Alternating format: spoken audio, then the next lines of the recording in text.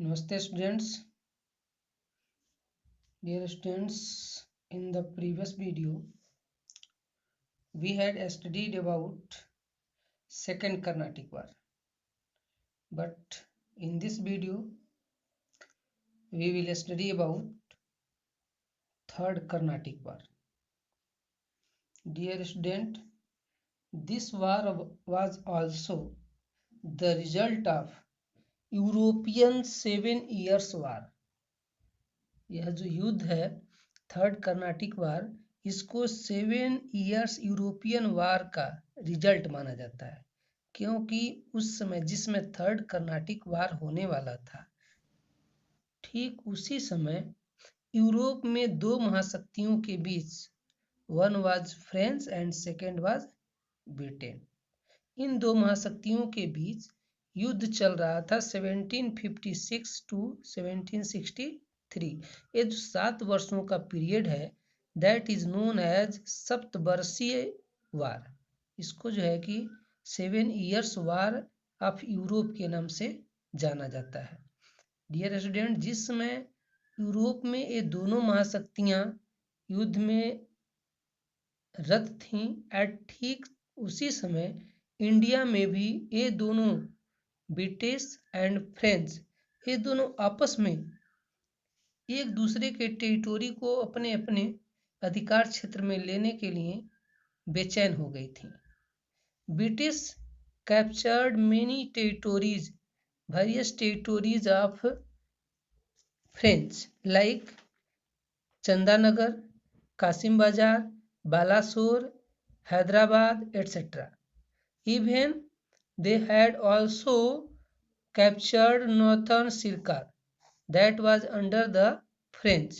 और ये जो दिख रहे हैं इधर, these are the French territory that was captured by British, and French also captured the some part of Karnataka that was under the British, and Madras. They also seized to Madras, but they failed because to see the naval power of British, they went back. वे जो है वापस चले गए और मद्रास को पुनः जीत नहीं सके। डियर स्टूडेंट, इसी बीच 1756 के बाद 1757 में एक बहुत ही फेमस वार होता है, that is known as war of Plassey, जिसको प्लासी के वार के नाम से जाना जाता है। Plassey, it is a place in that is in Bengal, जो बंगाल में एक उस समय का जगह था। Dear student, this war fought between nawab of Bengal, जिसका नाम था सिराजुद्दौला, एंड ब्रिटिश, और अंग्रेजों के बीच में, यानी कि बंगाल के नवाब सिराजुद्दौला और अंग्रेजों के बीच में होता है 1757 में। और इस युद्ध में Britishers von the battle and got a lot of wealth. इनको बहुत सारा धन भी इस बैटल में मिल जाता है। यह पुनः फ्रेंच टेरिटोरी को अपने टेरिटोरी में मिलाना शुरू कर देते हैं। इसी बीच आपको पता होगा, in the second battle of Carnatic, when Dupleix defeated by Britishers again and again, then the government of French called back to Duplessis, and in place of Duplessis, French government sent a person that was Count de Lally.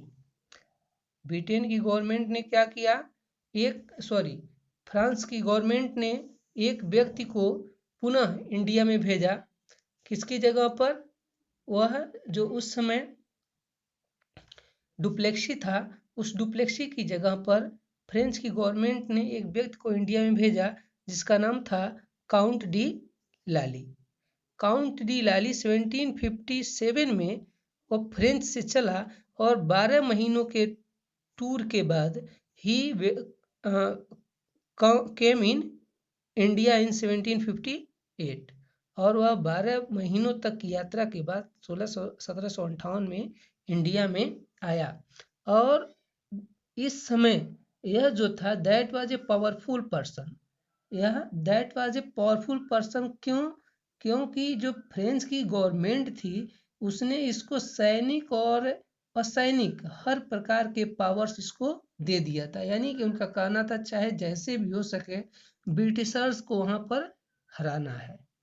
और यह आते ही जैसे ही 1758 में पहुंचता है, he just attack to the Saint David Fort that was under the British. वह आते ही सेंट डेविड फोर्ट पर अटैक करता है और रिजल्ट यह होता है कि he won the battle of Saint David Fort in 1758। 1758 में वह उस बैटल को जीत भी लेता है। इसके बाद बहुत सारे छोटे छोटे युद्ध होते हैं, बट कुछ युद्ध जैसे कुछ वार जो है ब्रिटिशर्स द्वारा जीते जाते हैं और कुछ जो है फ्रेंच के द्वारा जीते जाते हैं।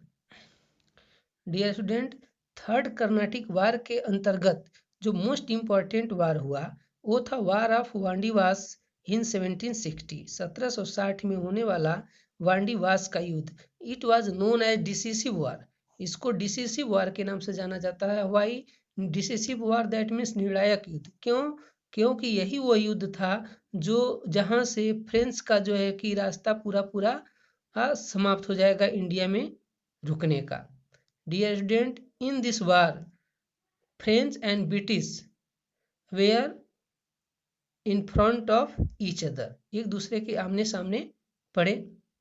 एंड फ्रेंच का जो आर्मी ऑफिसर था that was Count de Lally and Bussy, and British army officer was Sir Eyre Coote. और ब्रिटिशर्स में जो था वो सर आयर कूट था। इन दोनों के बीच कई दिनों तक युद्ध चला और युद्ध चलने के बाद at last Britishers defeated to French. British वालों ने क्या किया? फ्रेंच को हरा दिया। ठीक इसी समय जिस समय यह युद्ध चल रहा था हुआ 1760 में ही यह समाप्त भी हो गया। और इस युद्ध के समाप्त होने के बाद went back to Pondicherry. Pondicherry इनका चूंकि यह पहले से निवास स्थान था, इनका एक कॉलोनी था, अपना अपना पांडिचेरी चले गए। लेकिन ब्रिटिशर्स ने उनको भी पांडिचेरी में भी नहीं छोड़ा। They once again attack to Pondicherry in 1761। वह पुनः 1761 में पांडिचेरी पर भी अटैक किया और यहाँ पर हराने के बाद माही और जिंजी जो कि फ्रेंच के अंतर्गत आते थे, फ्रेंच टेरिटोरी में आते थे, इसको भी जीत लिया।